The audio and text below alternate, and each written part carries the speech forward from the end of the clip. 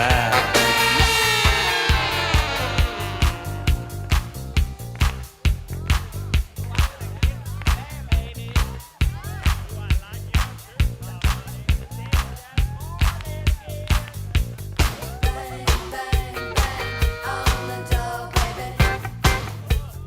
Knock a little louder, baby.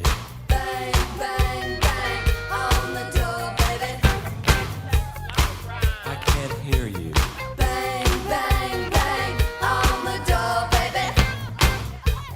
Knock a little louder, sugar.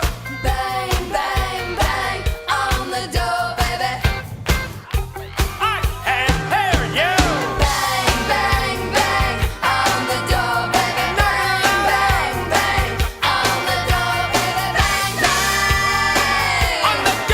baby. On the door. On the door, baby.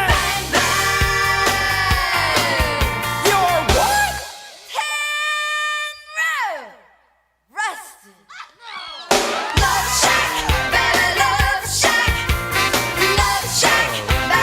That's where it's at, yeah.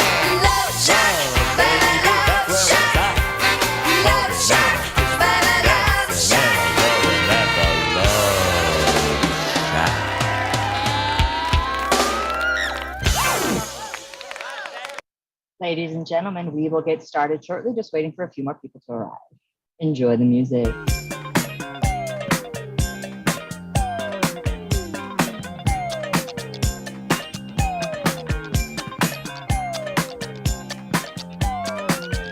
I'm glad you're home. Now, did you really miss me? I guess you did by the look in your eyes. Really back and relax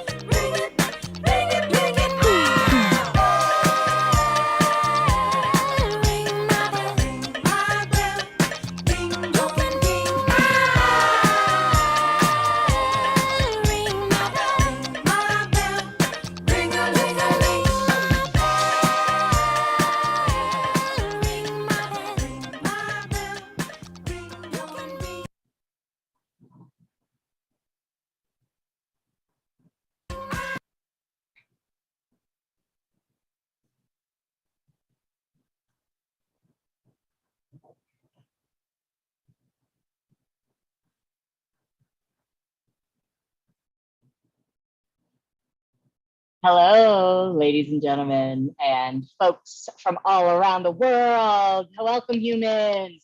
Thank you so much for coming today to this wonderful reading of Karen and Bishes. Yay! I am Rebecca Wallens-Exletsky, and I have the honor of teaching these two wonderful humans, along with three other ladies who decided to spend their pandemic making comedy pilots, and I couldn't be happier. So I'm going to just give it over to Bish and Karen. Go for it.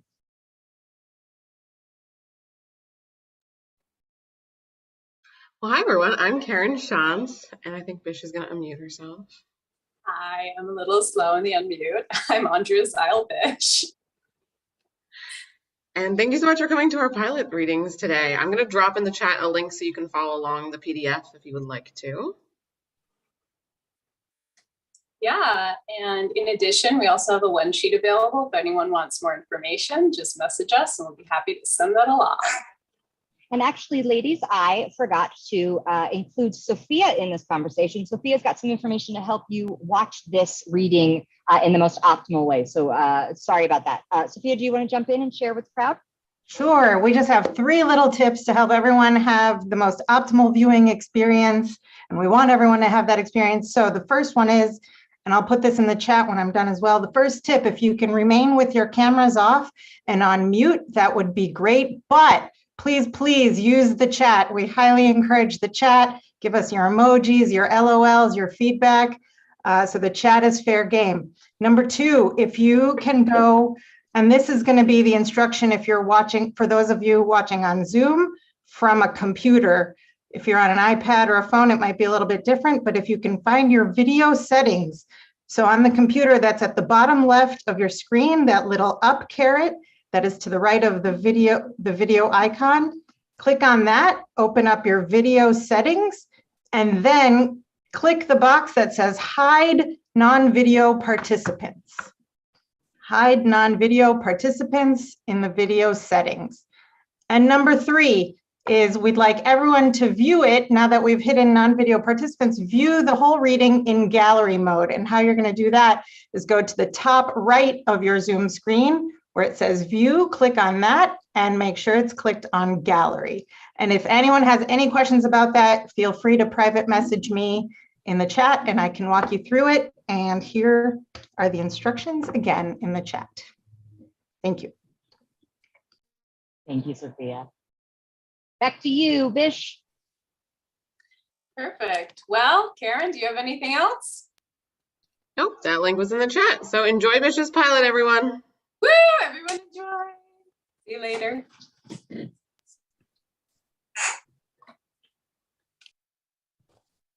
Needs Repair, a comedy pilot by Andrea Zyle-Bish.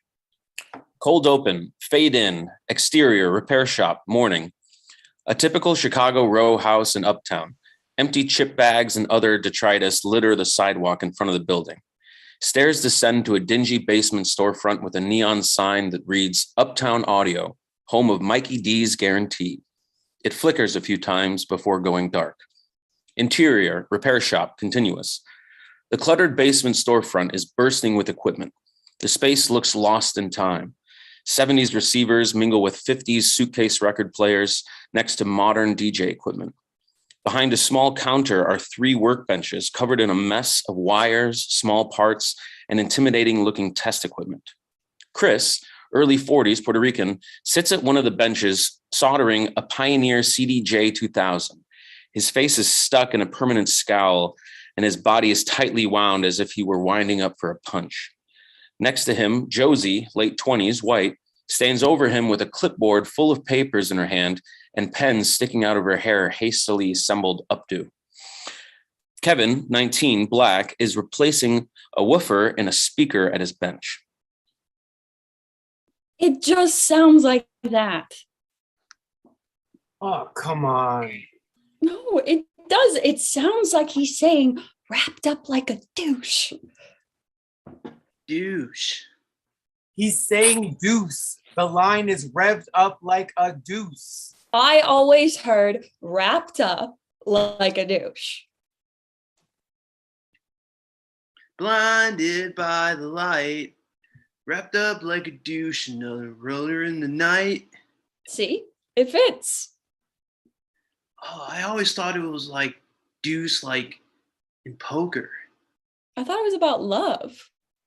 I was told it was about God, Blinded by the light. like Saul in the desert. Oh.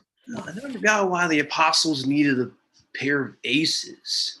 It's deuce. The word is deuce, as in motorcycle. The line is revved up like a deuce. I'm trying to install this pad sensor. So can you please go back to whatever you were doing before you were bothering me? Who calls a motorcycle a deuce? Right? The DJ controller on Chris's bench sparks. Title sequence. Intro to Anita Ward's Ring My Bell. Shots of uptown Chicago. Pigeons under the L tracks, Uptown Bike Shop, the Uptown Church, the heavily armored convenience store, the glamorously decaying Uptown Theater, a gaggle of guys dressed in tracksuits smoking in front of the liquor store, vacant storefronts with Tresillo Realty signs. Finally, the sign over the repair shop door flickers, needs repair. Act 1, fade in. Interior, repair shop, morning. Josie stands on the counter with a clipboard in one hand and a microphone in the other. She presses a button on a karaoke machine. It starts playing Do the Hustle. Good morning, team members. No. Just your daily reminder to seize the day. Carpe the DM. So we better do the hustle. For today is the day to have some fun and get those numbers. Josie dances a little. Kevin claps along. Suddenly the music cuts out. Josie turns to see Chris holding the plug. Don't touch the customer's equipment. Oh, play Wonderwall. Are you against fun as a principle or is it a religious belief? Dancing around on the counter like an idiot doesn't finish 50 units in the log. It's team building. There's no I in team. She walks to the back of the shop. But there is a me. You have to move the letters a bit, but there is a me. Josie flips through her papers on her clipboard. Recall. I need you to fix the sign out front. She looks over to see Recall, indeterminably 50s to 70s white, passed out at his bench with his eyes open. Just a few more minutes. Jesus, I thought you were dead. A few more minutes. Recall. We're open. Fine. He lazily sits up. Are you drunk? I plead the fifth. Look at me in the eyes. Can you touch your nose? I'm not driving. I don't care if you're sober enough to drive. I need to know if you're sober enough to solder. Bell dings. Shoot. Here. She hands him her coffee. You need this more than me. Josie runs back up to the front as Recall opens the coffee cup and pours in a few shots from a bottle of Hennessy. Gino, an Italian-American lounge singer in his 60s, enters. Josie approaches the counter. Hello, princess. How you been? I had to give my coffee away this morning, Gino, so don't mess with me today. Oh, good luck landing a man with that mouth of yours. Recall snorts loudly. That's a real shame. Brakes squeal outside. Josie scowls. Excuse me, Gino. Chris! What? Tracy parked in our loading zone again. Can you grab Gino's player? Absolutely not. Thanks. Wait. Josie jumps over the counter and runs out the door. Hey, a sport. Don't. What, you lost your coffee too? Exterior, repair shop front, continuous. Tracy, late 40s, steps out of a gaudy BMW sedan. She has a spray tan, bright white veneers, and a short bob of dyed blonde hair. She walks to her office, the storefront above the repair shop. Her storefront is predominantly pink with the words Tresillo Realty emblazoned across the front doors. Josie exits the basement level repair shop and hoists herself up by the railing to see Tracy. Hey! Tracy looks down to see Josie clinging to the railing. Beat it, Trixie. You can't park in our loading zone. Name is Tracy, and your loading zone is in front of my office. We pay the city for that loading zone, customers only. I'm sure I'll be sure to pass your concerns on to the alderman. You know, we have lunch on a semi-regular basis. Why don't you drive that gas guzzler back to Lincoln Park, where it belongs? Oh, you would like that, wouldn't you?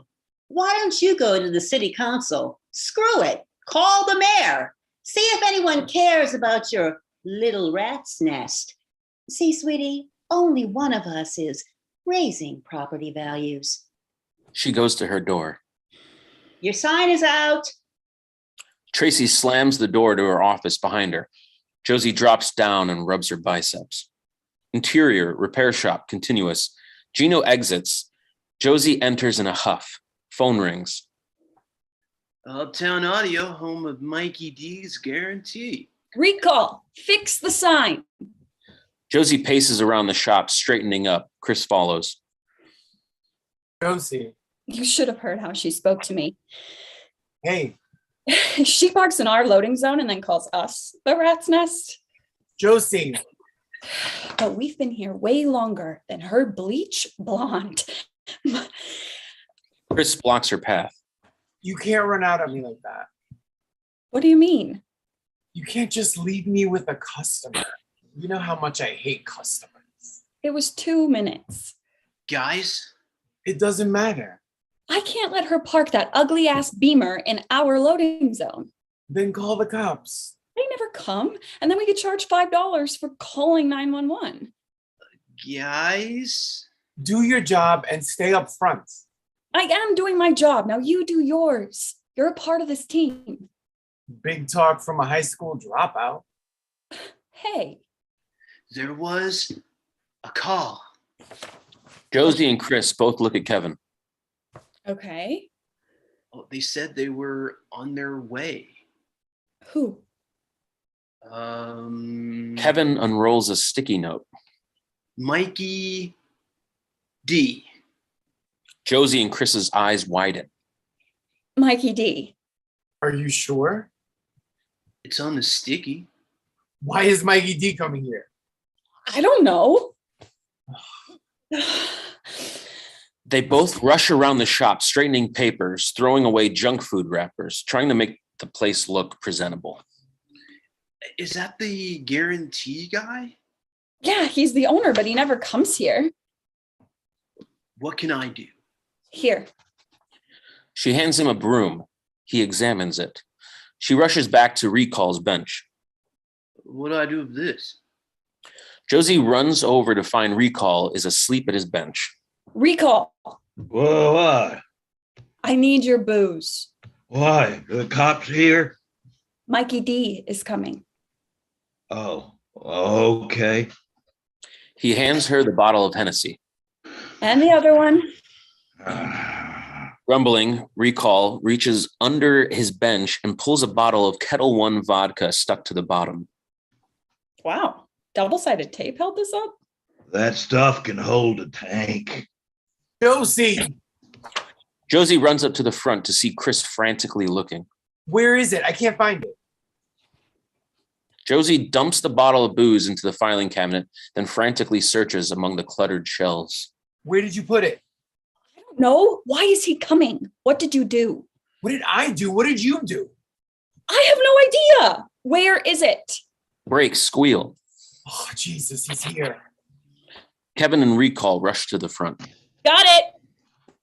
She pulls out a large frame photo of Mikey D, a balding man in his 60s, smiling and giving a thumbs up while dressed in a sequined cowboy outfit. Emblazoned on the frame reads, Mikey D's Guarantee. Josie places it on top of the filing cabinet just as the door opens to reveal Mikey D, wearing a similarly sequined cowboy outfit and a guitar on his back. He sets a large cake box down on the counter and points to his picture. Grinning from ear to ear, he puts 2 thumbs up. Mikey D's Guarantee. Oh, thank you. Thank you for indulging me. I just love that. Can I get you anything? Oh no, sugar, you're sweet enough for me. Oh, thanks. Oh, y'all are so kind to take a moment out of your day for an old cowpoke. It's nothing, sir. Hi, I'm Kevin. Oh, well, it's nice to meet you, son. Say, why don't we huddle up and have a little chat, huh? Tracy enters wearing a huge smile. Knock, knock. Excuse me. Just saw your car, Mikey, and I thought I'd pop by. Well, howdy. Always a pleasure, partner. She shoots Josie a dirty look. Josie scowls in return. I appreciate y'all's time. I wanted to be in person for this. He pulls out his guitar and starts to strum. The business has been down a mite recently, for a few years, actually. Couple of quarters and no problem, but at this point, you might not say this old outfit is profitable. Well, you know me, I'm an old dog and new tricks don't come easy, so I'm thinking it's time to hang up my spurs. He stops strumming. Guess this is my way of saying I'm thinking of closing the shop. Blackout. Act 2. Fade in. Interior repair shop continuous. Kevin, Recall, Josie, and Chris stare at Mikey D in disbelief. What? Just don't know what to do. What? It's not all bad news. This is a hot time to sell. We can't close. We can turn it around. I'd like to believe that. We can shake things up. We're a community staple. This place would make a great yoga studio. I'm not sure what else to do. Please, we'll think of something. Great renovation potential. I'll renovate your face. Well, supposing you could turn a profit, I might be open to reconsidering. Thank you, sir. I'll make you proud. Well, I brought you all a little something from the missus. He opens the cake box to reveal a Wild West themed cake, decorated with the words, "So long, partners," and a frowny face. Sympathy cakes are her specialty. Happy trails. Now, Mikey, we really need to discuss the finer details of the listing. Mikey D and Tracy exit. The group stares at the cake. Whose birthday is it? Josie closes the cake box. We're not selling. And we still eat the cake? I don't care. I always wanted to go into business for myself. Why was Mikey D here? We're closing. We're not closing, and you can't leave. You heard him. We're not even profitable. We can turn a profit. Great. In the meantime, I'll start my own business. I got a garage. Where are you going to get your clients? Sure, it'll be slow at first, but it'll be worth it when I can finally have some peace and quiet. Knock on the repair shop window. The gang looks up to see Molly, 40s, dressed in an oversized flak jacket, motioning for Chris to come outside. Is that your wife? I'll be right back. He leaves. This is just like Nam. I was thinking the same thing. Jesus Christ. Cut to exterior, repair shop front. A few moments later, Molly and Chris stand in front of the shop. Jesus Christ.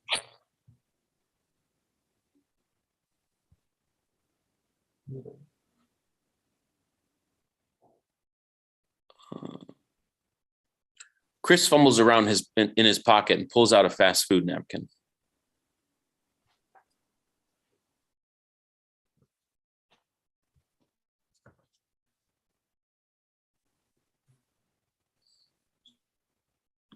Thank you. What do you want to do? Whatever you want. Yeah, Yeah. I'll have to leave my job. I mean, for a little while. It's okay. It's okay. Chris holds her as other pedestrians pass and stare at them. Interior, repair shop. A few moments later, Recall and Kevin are eating cake. Josie is at the computer. Chris bursts in. Change of plans. I'm staying now. Pulling the car around. Molly talked some sense into you. You want to show Mikey D that business can be profitable? Easy. I'm going to sell the shop scrap metal. That's a terrible idea. Well, by the end of the day, we'll have cash in the drawer. That's a one-time thing. We should look for sustainable solutions.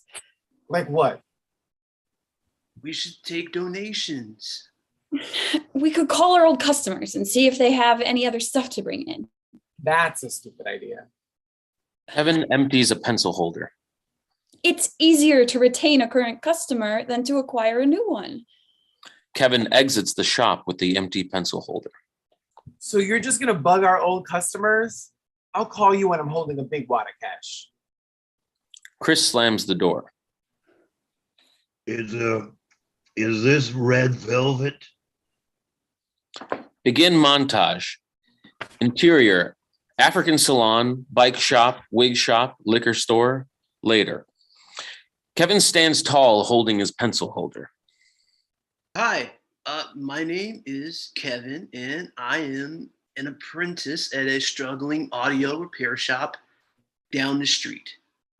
A gaggle of African women getting their hair braided stare at him blankly. We need to stay open because there aren't a lot of repair shops left in the city, but there are a lot of things breaking.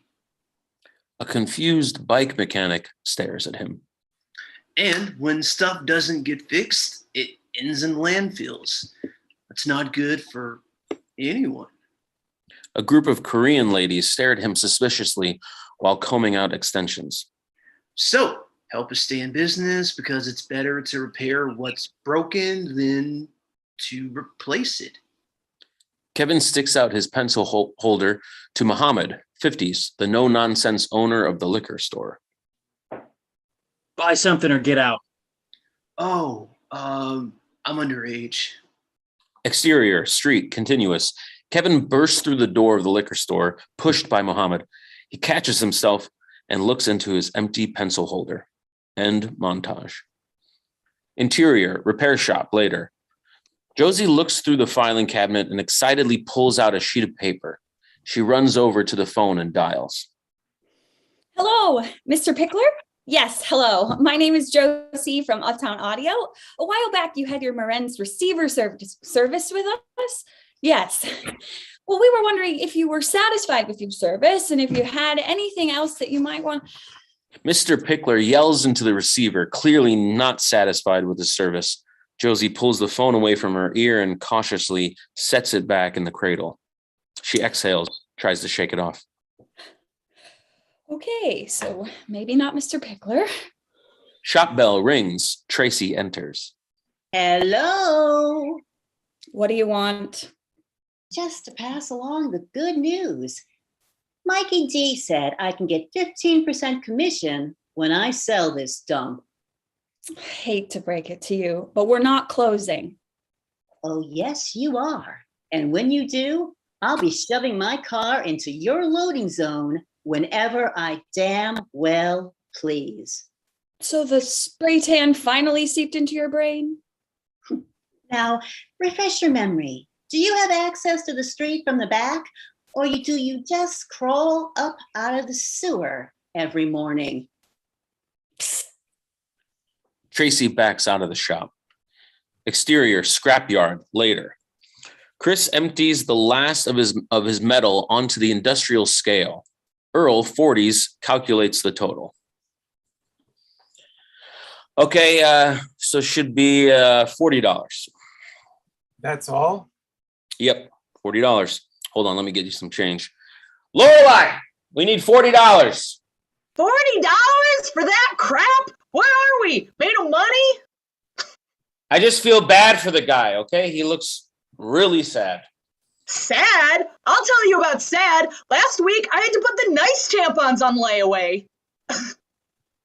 Chris looks dejected. Interior, sex shop, later.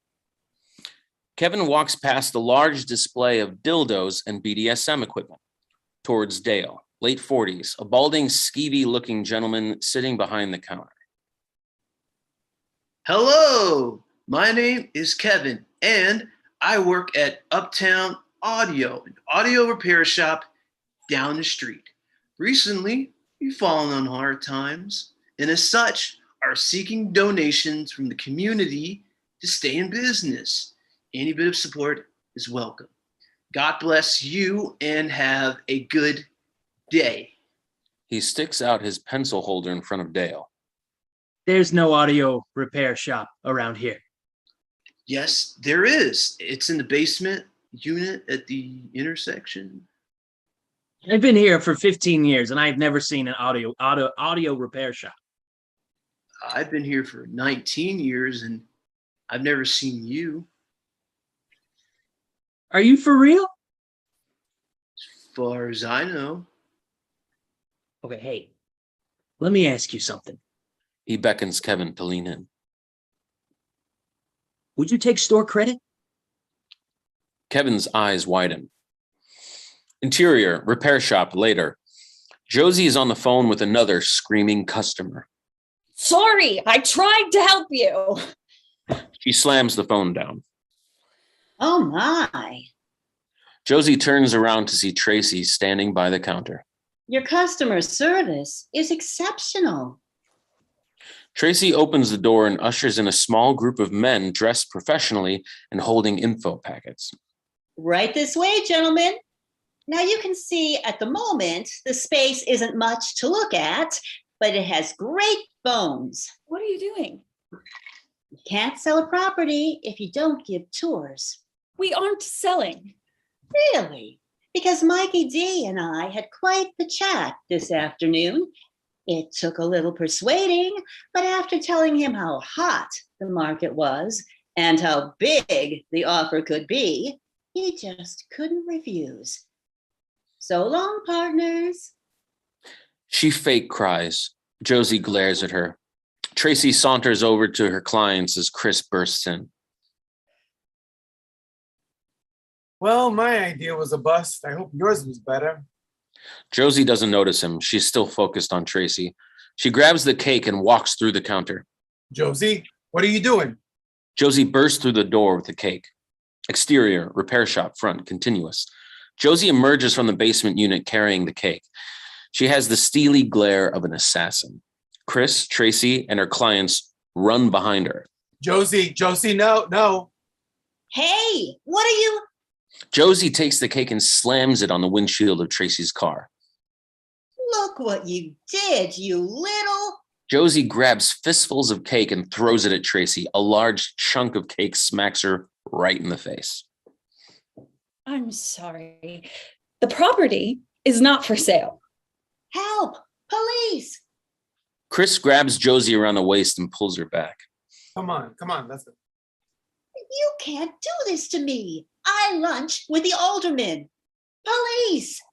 She waves to a cop car down the street, and it speeds towards them. It screeches to a stop. Oh, fuck. Fade out. End of Act 2. Act 3, fade in. Exterior, repair shop front, continuous. Officers 1 and 2 approach the car. Tracy, covered in cake, runs to them. What seems to be the trouble? Officer, this maniac attacked me and my vehicle with cake. What flavor? It looks like red velvet. I'm pretty sure it's strawberry. Shut up. Don't talk to her like that. Whoa, everyone just calm down. She's right, strawberry. What started this? Well, She parked in our loading zone. Is that true? well, that's preposterous. Uptown Audio pays for that loading zone. Meanwhile, she uses it as her personal parking spot. Man, It's in front of my office. Why don't you ticket her? Yeah, she committed the offense. You threw cake at me. She was protecting private property. Arrest her. look, I have to be honest with you, ma'am. The law is quite clear on the classifications of dessert as weaponry. Now, if this was a funfetti, Oh no, we would arrest her for assault. That flavor can do some damage. no question. But a strawberry cake? That's a civil matter. You must be joking. I know, ma'am, but the law is quite strict. Now, we'll have to ticket you for parking in the loading zone. This is absurd. Do you know who I am? No, but I do need to see your license and registration. The cops start writing up a ticket. The clients start to leave. Tracy goes after them. Please, please. I have other properties, better properties. And please stay with your vehicle. This is outrageous. I know the alderman. We lunch together. Oh, great. Next time you see him, ask him about dessert classification reform. There's a couple of propositions coming up you should probably keep an eye on. He writes up a ticket. Interior, repair shop later. Chris flips the sign to closed. Josie sits on the counter and eats the cake off her hands. Yeah, so the metal was only worth $40. Cost about that much in gas hauling it all over there. Well, at least it was something. My idea might have actually lost us business. So you were right. It was stupid. It wasn't stupid. I was just being a dick. We're screwed. We can't mess this up. Yep. I'm not good at anything else. What do you mean? I never finished school and I have no other job history. Who's going to hire me? I'm going to be a dad. Oh. She holds out her hand. Cake? I'm good. We can't let this place close. We'll think of something. Together. Together. Kevin enters licking a dick lollipop, his hands full of similar lollipops. Dale follows holding a large amplifier. Whoa, I never knew this place was here. Josie scurries off the counter, quickly cleaning her hands.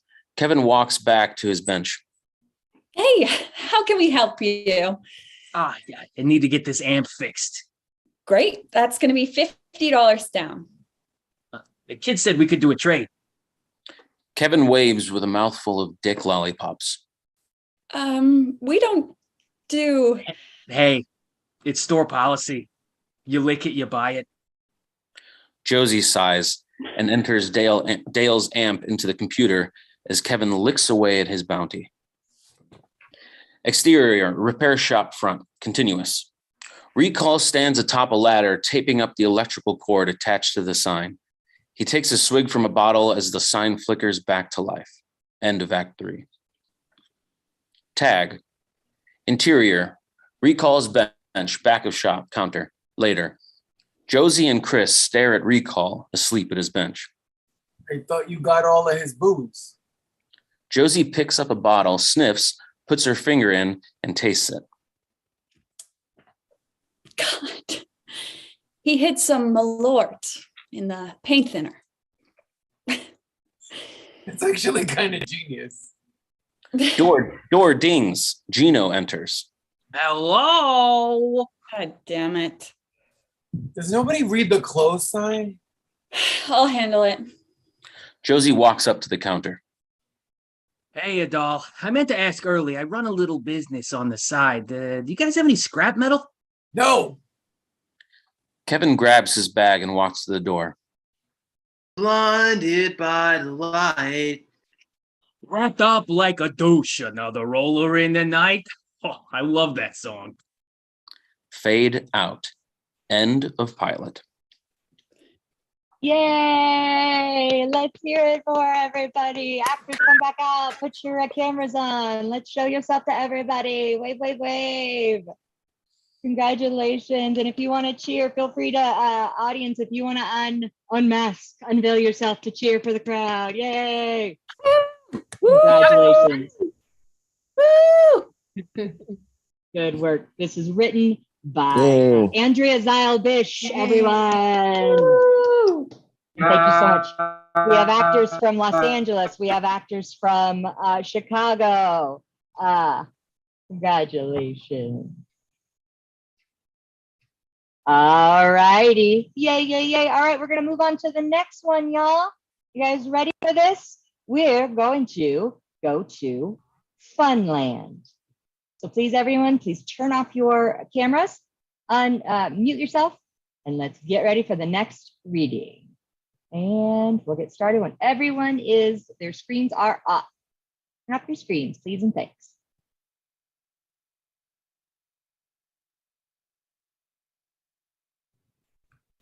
Funland, a comedy pilot by Karen Shuntz. Cold open. Exterior Funland Fairgrounds Day. Funland glitters in the sunlight, a beautiful theme park of a bygone era. Everything is bright red and yellow, like something out of Roller Coaster Tycoon. Truly the theme park of our dreams, under this bird's eye view. We're real lucky to have places like Funland. Just when reality is too much, you can come here and escape all your troubles in a world of fantasy, happiness, and fun. Suddenly, a tram drives through the view. We've been looking at a mural of Funland in its heyday. Cut to Beau, 70-something, eternally optimistic jack of all trades, drives the tram like a party bus, jerking with a little too much enthusiasm. The other more stoic, unenthused new hires throw annoyance glances as they're tossed around the tram benches, but not Madeline. On your left, you'll see the bronze statue dedicated to our founder, Abraham B. Fun. The B stands for Boyd, as in, Boyd, are we excited to welcome you new hires to our crew? Madeline Hale, 17, optimistic and naive, practically vibrating with excitement, clutches new hire documents. Not only is this her first job, it's her dream job. She leans to whisper to the goth new hire next to her. Fun is really derived from the Scandinavian surname Foon. Abraham changed it upon immigrating to the US to sound happier. Isn't that interesting? Goth slides away from Madeline on the bench. Mr. Fun is very busy and not around often, but he'll definitely be visiting this year for the 50th anniversary of Funland. This year! Madeline leans to the blonde girl in front of her on the tram. I can't wait to meet Mr. Fun. He's my idol. Isn't he dead? That cafeteria building there is the cafeteria where you can get some AC when it's hot.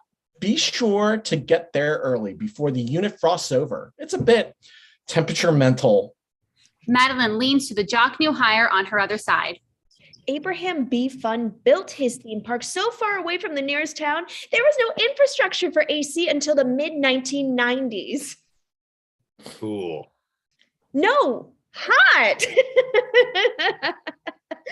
She cracks herself up. Jock boy slides away. And here's our crowning glory. The Funland Castle stage. And there's the prince and the princess. Oh, your majesties.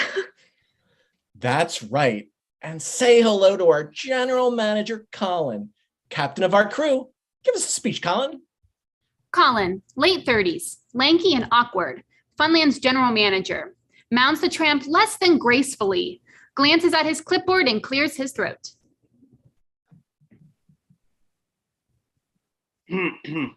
We work where the world vacations. It's not always paradise. Remember, stay hydrated. There are peak color charts in every restroom for your reference. If your peak color falls below the red line, hydrate. So, let's have a fun summer. Madeline bursts into applause. The other new hires offer a small smattering. Always inspiring, Colin. Okay, chorus of dancers, follow me. Be warm and on the castle stage in 10. A gaggle of tall, attractive musical theater boys leap from the tram. Colin ticks a box on his clipboard and exits. And we're off. Beau jerks the tram and they're moving again. Boy, wait till you see this place at Christmas. Of course, I may be biased. I'm the big guy on campus during the holiday. You're Santa Claus? In the flesh. Probably too much flesh, if you know what I mean. Ho! Wow, you're really good. I've had a few years practice. Okay, if you're working food service, here we are in Food Cart Corner. A group of hair-knitted people wave ladles at the tram. The new hires trudge off the tram. Madeline is left. They move again. I can't believe I finally get to be a crewmate. I mean, growing up, this place meant the world to me. And I can't believe I get to be a part of this. Yep, we've all got great memories of this place, and you're about to make some more. Here's your stop. Have a fun first day, kiddo. Thanks, Bo. Madeline squeals and leaps from the tram. Bo peels off at the tram. She looks down at her folder where a cartoon Mr. Fun looks up at her. He wildly animates to life and speaks directly to her. Mr. Fun, in effigy, always speaks directly to Madeline, like her personal guardian angel. Let the fun begin. Exterior Funland Fairgrounds, bird's eye view day. The Happy Haunted House stands as dark shack that looks like it's being held together by duct tape and wood glue. The Happy Haunted House is scrawled in red, dripping paint across the front lintel. We zoom out and see Funland in its current state. It's barely standing, dull, dingy, and probably not up to any safety standards. Main title, Funland. End of cold open. Act 1. Exterior Happy Haunted House moments later. Madeline dreamily winds her way through the queue, running her hand along the metal bar that lines the pathway. She presses her cheeks to the bars, taking in the history she imagines has happened there. This is it. I was born for this. Carmen Rodriguez, mid-60s, a formidable no-nonsense woman, walks out of the shadows of the haunted house. Do you know how many toddlers have licked that thing? Madeline startles. Oh, wow, the haunted house witch. The what? No, wait, I know you. You're Carmen Rodriguez, Funland's first employee. I have a picture with you from when I was 7.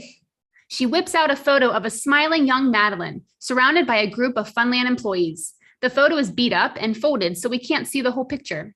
In the photo, Carmen stands looking as pissed off as ever. ID? Yes. Madeline digs around in her backpack. Carmen's patience wanes as she watches Madeline pulls out extraneous items, an energy drink, a brown bag lunch, while digging. I'm so excited to be learning from you. And during the 50th anniversary, I hope I get to meet Mr. Fun. It feels like destiny, right? I don't know if you know this, but I'm the... He pulls out a small bottle of baby oil. Carmen picks up the bottle. Planning on getting a tan? Well, Mom always says if it can't be fixed with baby oil, it's not worth fixing. Kinky. Madeline triumphantly pulls out her ID. Carmen glances at it, then hands it back. Fine. Come with me. Slick. Oh, actually, it's Madeline. Carmen leads Madeline to the control panel. This job is very simple. There are exactly 3 things you need to worry about. Go, stop, and watch the security camera. She points to a series of buttons and a foggy screen on the control panel. Kids like to jump out and make TikToks with a vampire that lives in the kitchen. Apparently his gears squeak a sick trap beat or something. I don't know. Just don't let any of the guests dance with the vampire. But as crewmates, we can dance with Mr. Vampire as much as we want, right? Oh, that's a really good way to end up a permanent fixture on the haunted house. Girl with severed arm. Understood, ma'am. You need to know what every knob, every button, every dial on this panel does, even in the dark, or in the case of a mid-shift accident that leads to blindness. Has that happened? Yes. Keep the guests moving and don't slow down. I don't want a bunch of sweaty Pennsylvanians telling me their hour-long wait ruined their trademark fun day. Got it? Absolutely. But that's what we're here for. I mean, we get to be a part of people's vacations. I can't think of a better job, can you? Yes, I can. All the procedures are written here. Learn them. He plops a giant manual in Madeline's lap. Congratulations. I dub thee trained. Wait, that's it? Yep. Carmen lights up a cigarette. I'm ready for more. I can learn each room. Maybe I can anticipate the next TikTok trend so I can intervene when the... On your own time, Slick. Oh, it's Madeline. Now, I have very important park business to attend to. Understand? I do. So, I am going to give you the most important job I can possibly give you. She turns to walk behind the wall nearby. Whatever you need, I'm here for you. I take this job very seriously. I was saying, this is destiny because, Carmen cuts her off, thrusting a broom and dustpan her way. Walk the ride track and sweep up any trash left by the squatters in the off season. If you run into any, tell them they need to vacate by opening day. as if anyone would live on a ride. It's comfier than the log flume. Carmen heads off. Madeline examines the broom and dustpan with apprehension, then squares her shoulders and sets off into the ride. Exterior Mr. Fun statue. Bo scrapes bird shit off the statue. His phone dings. He takes it out, looks at the text, and sighs. While he isn't looking, a bird comes by and craps right where he just finished cleaning. He looks up, shakes his head, then scrapes the fresh shit. Interior Funland Castle Stage moments later. The castle stage stands hot pink and right in the center of Funland. In its current state, it may not stand much longer. Colin sits in a director's chair on the grass in front of the stage, clutching his clipboard.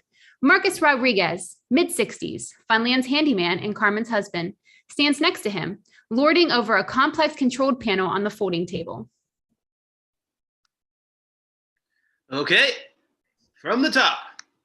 Marcus hits a button on the panel and the Funland opening day music swells to life. The chorus boy prances out, followed by Leslie, 30s, sarcastic and too old to be a princess, and Kevin, 19, with swagger and ego, waving like royals. Everyone wears matching gray t-shirts and shorts that have "Property of Funland Entertainment" emblazoned across them. The following dialogue happens beneath the cheerful music while they run through the choreography. You call that a wave, Leslie? Did you hurt your wrist doing the infomercial for the Easy Pour pitcher last February? Did you hurt yours jerking off Colin, Kevin? Oh, don't be jealous that the boss likes my initiative, Les. You can't break a bond of business school brothers. Yeah, the Lancaster County Fun School of Business. That'll look really competitive on a resume. She links arms with him a little too aggressively in the choreography. Hey, watch it. Do you want Colin to have an actual heart attack? They glance over to where Colin nervously ticks boxes on his clipboard, watching the show unfold like his life depends on it. I feel bad for the guy. He really thinks he's the next Bob Iger.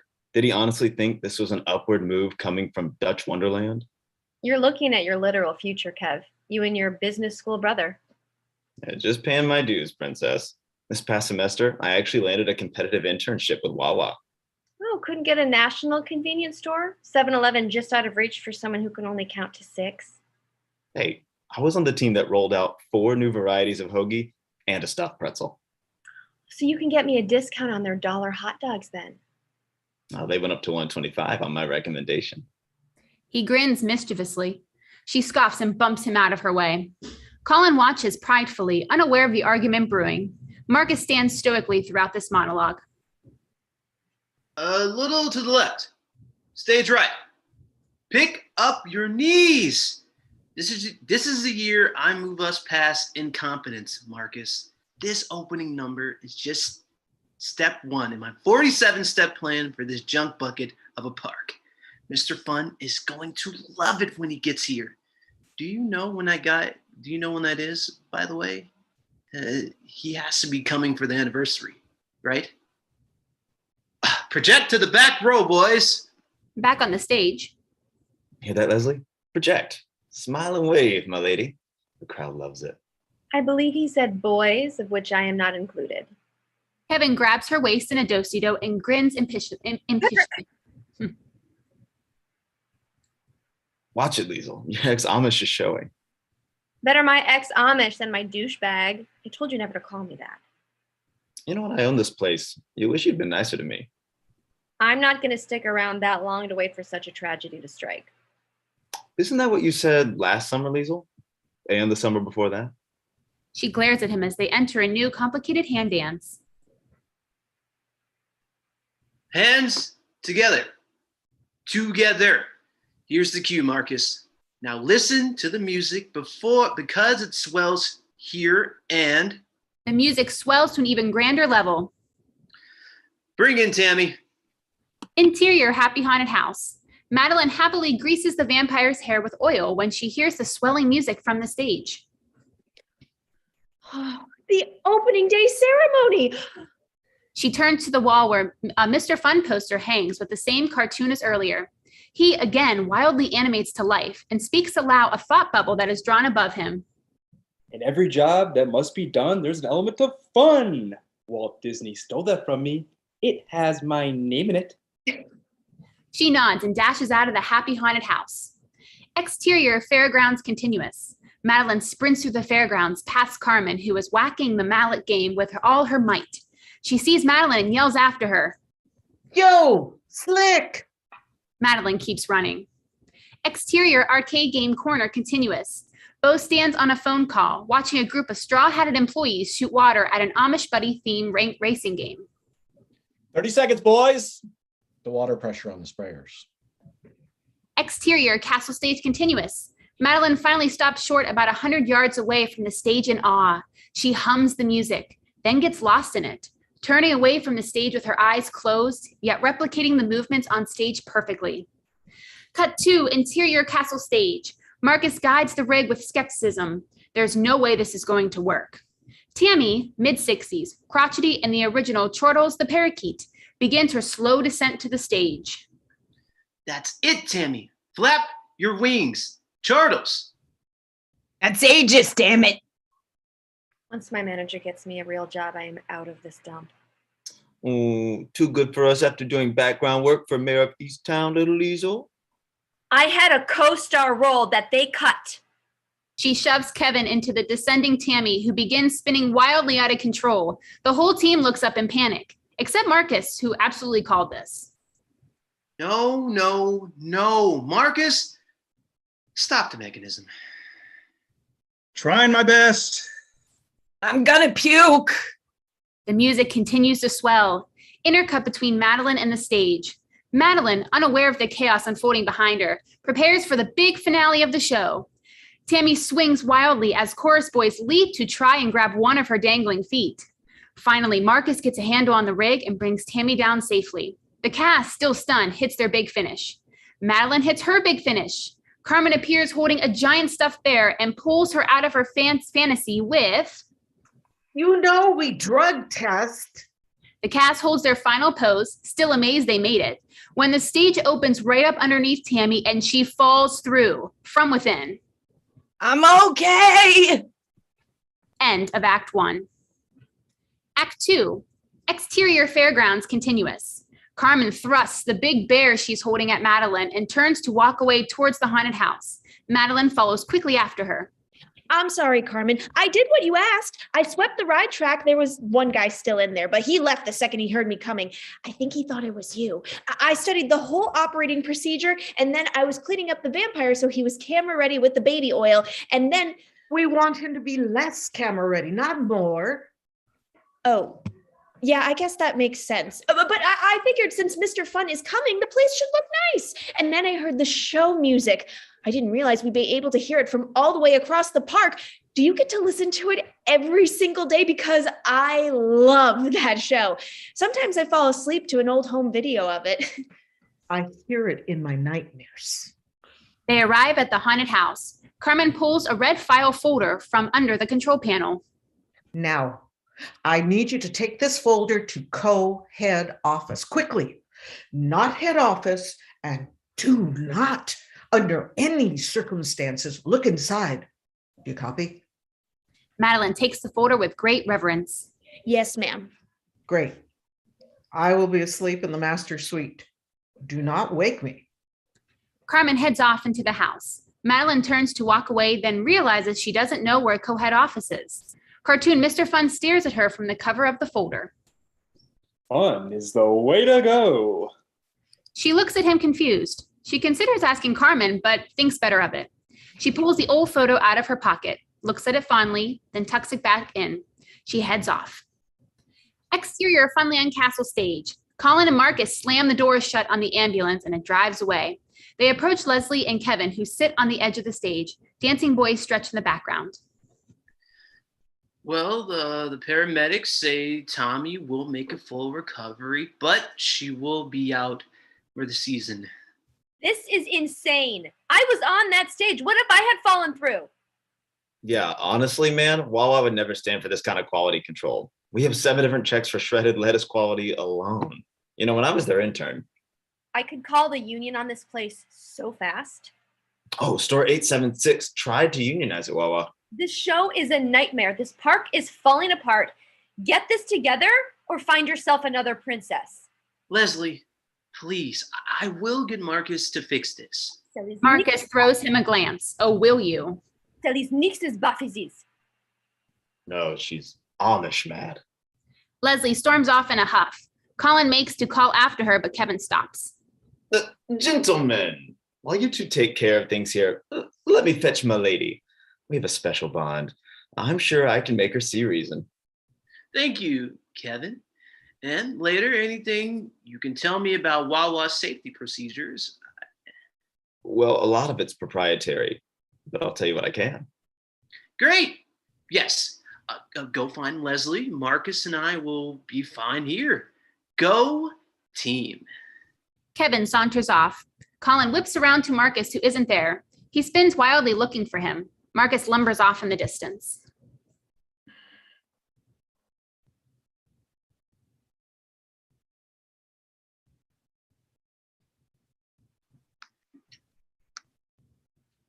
Hey, where are you going? We have a show to rehearse, a stage to fix, incident reports to fill out.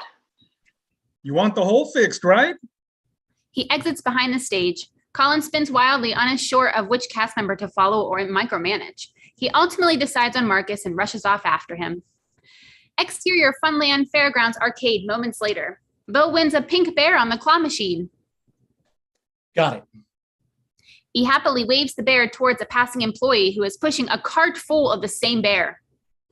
Good deal, Bo. Bo, defeated, opens the game back up and redeposits the bear back inside. Exterior Funland Fairgrounds, Mr. Fun statue. Madeline walks with purpose, a woman on a mission. She stops at the feet of the Mr. Fun statue. She looks up with reverence, then down at the plaque set unto the foot of the statue. Mr. Fun springs to life and reads aloud.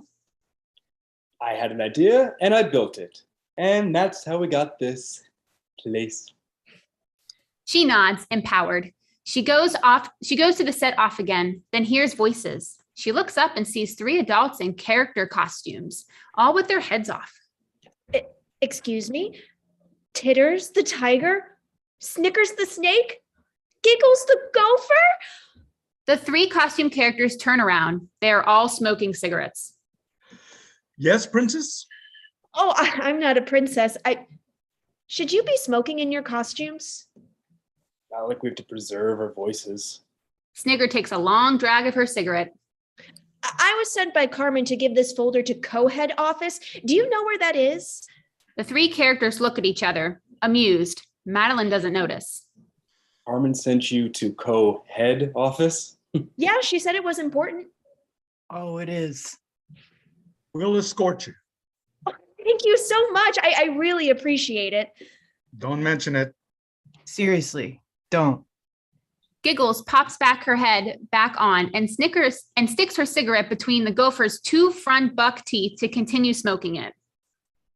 Wow, how long did it take to learn to do that? You meet children for 20 minutes, you get pretty desperate. They set off. Exterior Funland Fairgrounds. Leslie sits forlornly on a bench eating a hot dog. Kevin approaches her. I could watch you eat hot dogs all day. You're disgusting. She throws it out and walks away. I shouldn't be eating that anyway. My costume is never going to zip. You know, if I was the manager, I'd have body-inclusive costumes. They'd also be sluttier. I can't believe I'm spending another summer at this place. You mean in our kingdom? There's no monarchy in Pennsylvania. And being a monarch looks good on a resume. It shows leadership. Leslie rolls her eyes and picks up her pace. Exterior Funland Castle stage, same time. A piece of plywood lays messily over the hole in the stage. Marcus stands beside it, looking over the controls to the fly system. Okay, bring me in. Marcus hits go and Colin slowly starts to descend to the stage in a harness, still checking his clipboard. Good. Steady. The hole is an easy fix. We really need this fly system perfect for Mr. Fun's arrival. You employees clearly haven't been keeping up with what's needed around here. Crewmates. What? We're called crewmates, not employees. Right. Crewmates. Ironic given the sinking ship this place has become. But not this summer. I have big plans to take this place to the next level and... He suddenly jerks sideways. Sorry, joystick loose. Colin balks at the pencil line that is now squiggles across his perfectly organized checklist. Interior backstage, character break room door. So, see, it's really Abraham B. Fun who named the hoagie. And what else is fascinating is back in 19... Fascinating. We're here. She takes a big drag from the cigarette still in her buck teeth. Madeline looks at the door. A haphazard sign that says co-head office is slapped across something else we can't quite read. This is co-head office? Sure is. Now go in. Madeline pushes open the door and walks in. The door slams behind her and she's in darkness. Hey! She stops. There's a rhythmic thudding sound and heavy breathing. Madeline gasps. Oh no! Oh no! Exterior Funland Fairgrounds. Leslie sucks slushy loudly and texts on her phone. Who are you texting? My manager to see if she heard back from the Hershey's commercial she was submitting me for. The dancers are definitely waiting for us. Every year we get these new dancer kids. No one comes back. You are literally the first prince in our history to return for a second season. Don't you wonder why? They get a union touring gig? Exterior Funland Castle stage. Colin kicks his feet aimlessly, trying to get himself situated in the fly harness. See? This is the kind of stuff I'm talking about, Marcus. This place is falling apart and clearly it needs an innovator, like myself, to put it back together. Mr. Fun just has to see it. And you're sure he's coming for the 50th? Well, he dropped some hints in our email chain. I emailed him directly to get this job, you know? Marcus doesn't respond. Interior Happy Haunted House, master bedroom. Carmen snores loudly on the bed. The zombie in the bed next to her springs to life, moaning and flailing, slapping her awake with his hand. What the? Madeline rides by in a buggy, angrily polishing the lap bar. There is no co-head office. Carmen smirks, reaches down to the side of the bed and flips a switch that shuts off the ride. You lied to me. Titter said that's just a place you send new kids when you're tired of them. You know, you could have killed me by turning the ride on without following procedures. Those costume characters, They're furries. I know what they are. I saw what they were doing with the... Snickers' eyes weren't designed for that. Exterior Funland Fairgrounds. I don't get why you're like this, Leslie. Everyone in this park wishes they were us. What is your problem? Leslie tosses her a cup and stands to face him. Exterior Funland Castle stage. The fly system sends Colin shooting skyward. Marcus? Marcus! Marcus brings Colin back down to eye level and stands square to face him. Interior Happy Haunted House. How does no one here respect the magic of Mr. Fun's vision? Especially you, of all people. Carmen gets off the bed and stands to face her. Intercut between Carmen, Leslie, and Marcus. This is not some magical fairy tale, Slick. This is a job. That's it, a summer job. It's not a place where your dreams are going to come true. You're not going to make something of yourself here. I know you may see this as a short, overnight stop in your long career, but for a lot of good, hardworking people, this is their final destination. Do you think I didn't have dreams when I was your age? Learn this now. Nobody cares. This resume builder means nothing to anyone who hasn't been on the front lines and seen how things are done here. We keep our heads down and we do the work that needs to be done, because if we don't, then I have to do it. Now you disobeyed direct orders. Deliberately tried to get on my last nerve. And insulted the people who are going to be able to bail you out of this mess. So I'm going to be absolutely explicit. And I absolutely mean this. With no disrespect. You're out, Slick. Turn in your badge. I want you off the property immediately. I quit. If you're the one who can fix this part, then go ahead, fix it. Marcus spins the control table towards the dangling Colin, takes Colin's clipboard and walks off. Wait, Marcus. Liesel, sorry, Leslie, come on, don't be like that. Don't call me that. She storms under Colin and Kevin sprints after her. A little help? Exterior Happy Haunted House continuous. Carmen escorts a distraught Madeline through the fairgrounds. Please, Carmen, there must be something I can do. Sorry, Slick. You're obviously not caught up for this work. Maybe invest in an annual pass. They arrive and see Colin dangling. Carmen doesn't acknowledge it. This one is turning in her badge. I'll run the house myself. The office is that way, Slick. Madeline rushes off in tears. Carmen turns her head back to the haunted house. Colin looks on in horror. Wait, are you just gonna leave me here? Hello? Anyone? My God, this is wildly uncomfortable.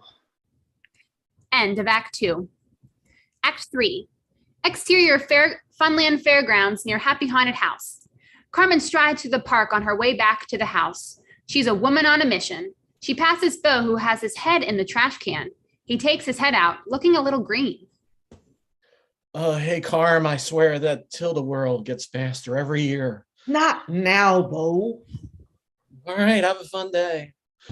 He considers the trash can, then turns around and steals himself. Okay, round 2. Exterior Funland Fairgrounds, near Castle Stage. Madeline wanders forlornly past the stage. She stops at the foot of Abraham B. Fun statue. I let you down, Abraham.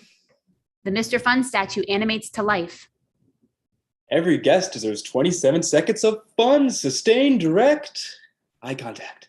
And I won't be the one to give it to them. She plops down on the foot of the statue and sobs.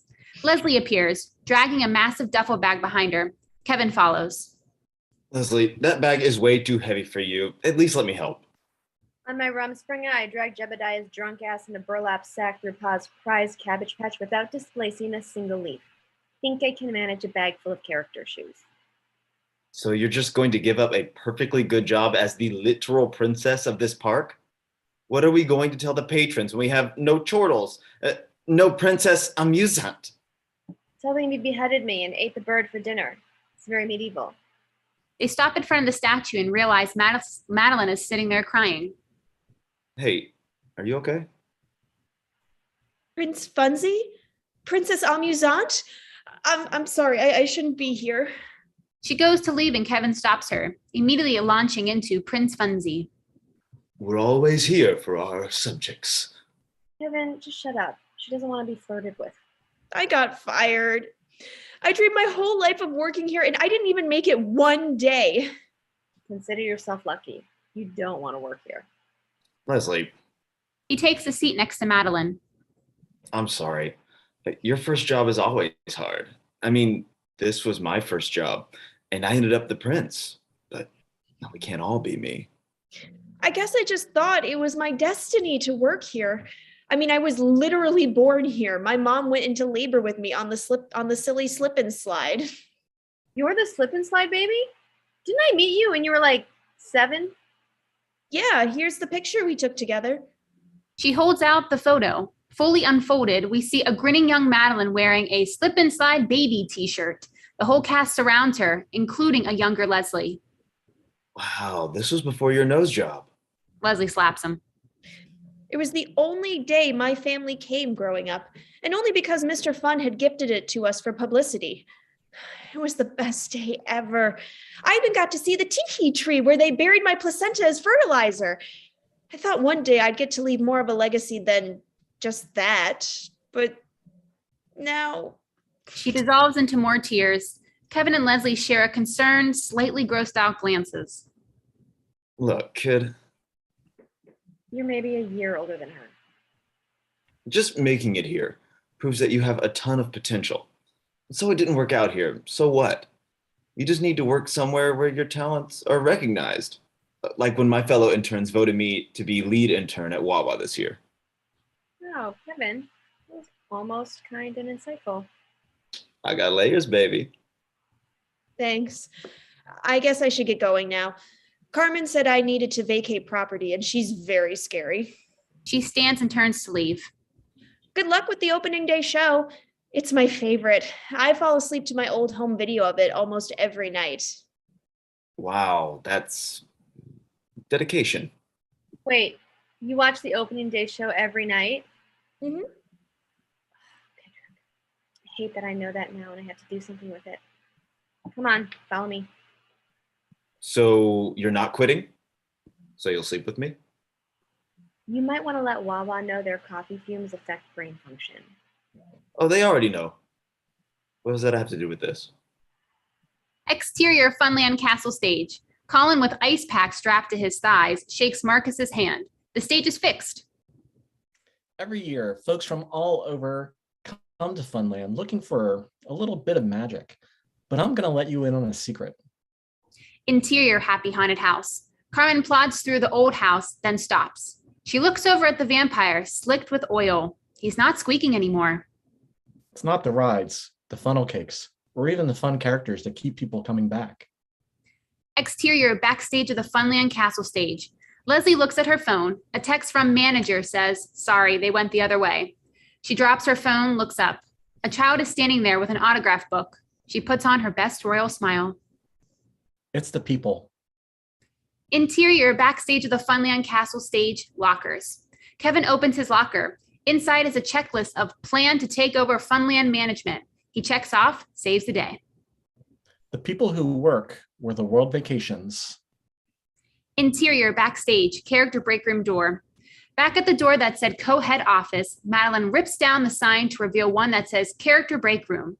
She puts on her chortle's head like she's entering battle, walks right in and closes the door.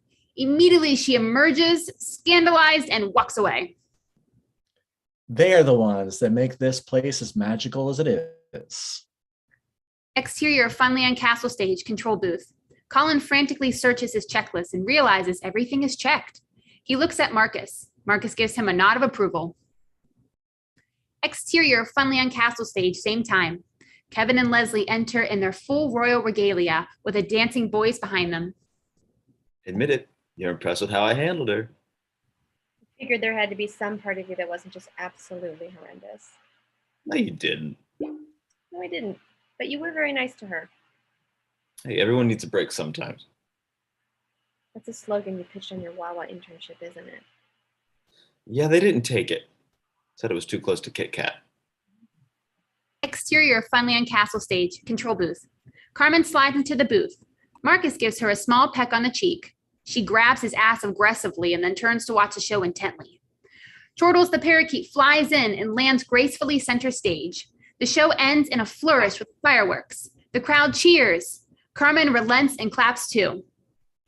And I gotta say, Exterior Funland Fairgrounds, tram car full of guests. Bo drives the tram car and is speaking into the intercom system.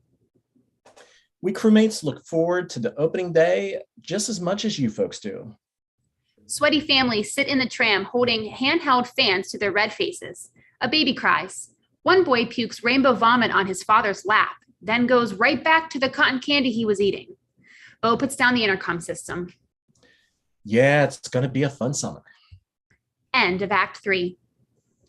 Tag. Interior backstage of the Funland Castle stage break room. Madeline stands dripping in sweat, Chortle's head under her arm, pounding a Powerade. Leslie and Kevin sit disinterested on their phones, back in the same gray property of Funland Entertainment sweats, but with their wigs still intact. So what do we do the rest of the day now that we did the opening ceremony? Did you not read the schedule? We have 5 more shows today and a meet and greet in 10 minutes. Yeah, pace yourself. He tosses Madeline another Powerade. Colin flips through his checklist and frowns. Carmen, Marcus, and Bo stand by and look on. I thought it was great, Colin.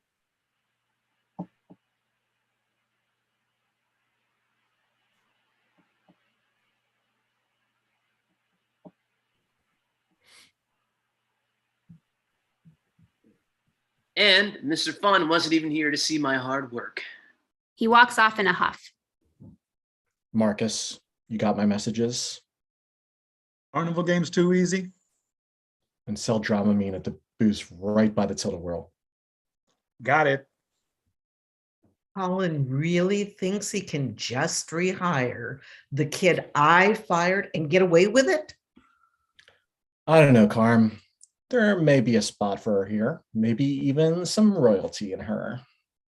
In the distance, Madeline tries on the Princess Amusante tiara on top of Chortle's parakeet's head.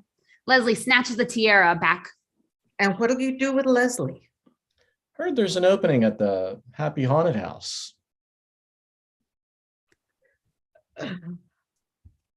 You're the boss, Mr. Fun. Bo folds his arms and smiles. Over his shoulder, we see a poster of the cartoon Mr. Fun in the same posture. End of episode. Yay, cast. Show yourselves, cast. Show yourself. Take your bow.